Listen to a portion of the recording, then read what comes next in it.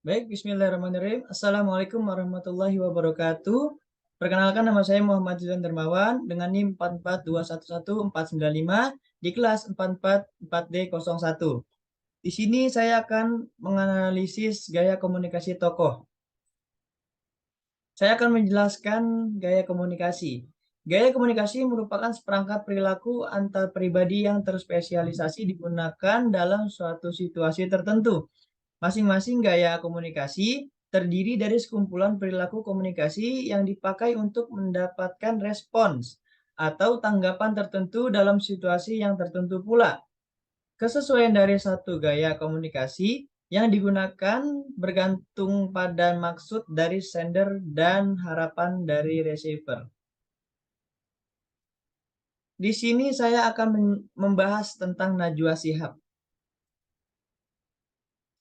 Profil tokoh, siapakah Najwa Shihab itu? Najwa Shihab SHLLM lahir pada tanggal 16 September 1977 di Makassar. Najwa Shihab ini sebagai presenter, jurnalis, aktris, feminis, dan aktivis berkebangsaan Indonesia. Dikenal karena membintangi acara sendiri, yaitu Mata Najwa. Pendidikan. Najwa adalah alumni Fakultas Hukum Universitas Indonesia, angkatan tahun 1996. Semasa SMA, dia terpilih mengikuti program American Field Service yang di Indonesia dilaksanakan oleh Yayasan Bina Antar Budaya selama 1 tahun di Amerika Serikat. Karir Najwa Shihab. Awalnya merintis karir sebagai wartawan magang di RCTI pada tahun 2000. Dia memilih bergabung dengan Metro TV karena lebih mendukung minatnya terhadap jurnalisme. Butuh rujukan. Dari menjadi reporter di Metro TV, dia kemudian diangkat menjadi ansor dalam sejumlah program berita prime time, seperti Metro Hari Ini dan Suara Anda. Sebelum memiliki program gelar wicara sendiri yang dinamakan Mata Najwa pada tahun 2019.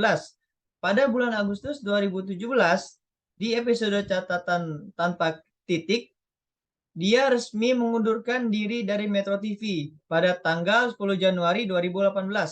Najwa Shihab melalui Mata Najwa tampil kembali di Trans 7. Pada tahun 2018, Najwa Shihab mendirikan narasi perusahaan berita dan media omnichannel yang membuat dan mengelola beberapa jenis konten.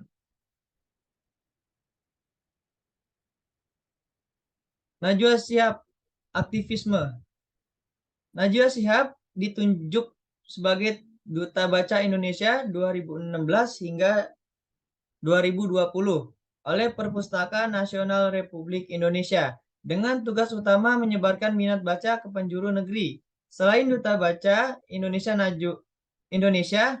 Najwa juga menjadi Duta Pustaka Bergerak, jaringan literasi yang mendedikasikan untuk membangun perpustakaan bergerak dari satu wilayah ke wilayah lain dengan sarana prasarana sederhana. Dalam program tersebut ada pihak-pihak yang menyebarkan buku memakai kuda, pedati, perahu, Vespa, dan sebagainya.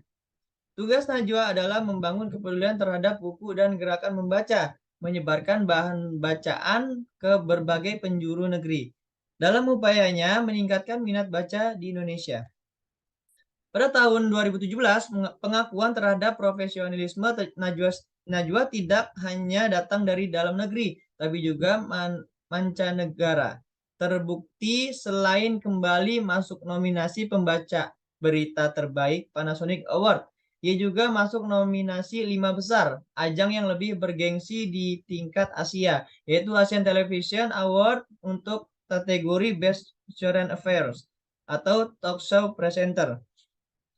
Pengumuman pemenang dilangsungkan pada bulan November 2013 di Singapura. Jika pada Panasonic Award pemenang dipilih dari jumlah SMS terbanyak, maka penentuan pemenang pada Asian TV Award dilakukan oleh panel juri yang beranggotakan TV broadcaster senior dari berbagai negara di Asia.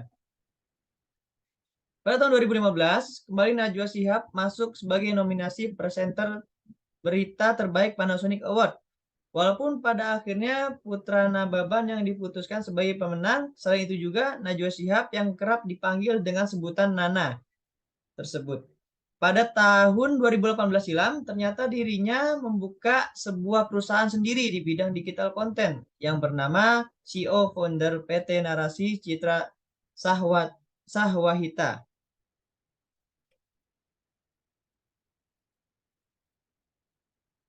Nah, menurut karakter wanita menurut Najwa Shihab ini yaitu yang pertama bukan penampilan tetapi kecerdasan. Yang kedua, keberanian itu penting. Yang ketiga, perempuan harus memiliki ketegasan. Yang keempat, meski kerjaan banyak, tanggung jawab pada keluarga itu nomor satu. Yang kelima, terakhir, bukan cuma perempuan, tapi semua orang wajib punya jiwa sosial yang tinggi. Kesimpulan di sini, penelitian ini diharapkan dapat memberi manfaat teoritis tentang konsep feminisme era digital di Indonesia lewat seorang jurnalis dan seorang public figure. Selain itu dapat juga menjadi referensi bagi penelitian lainnya.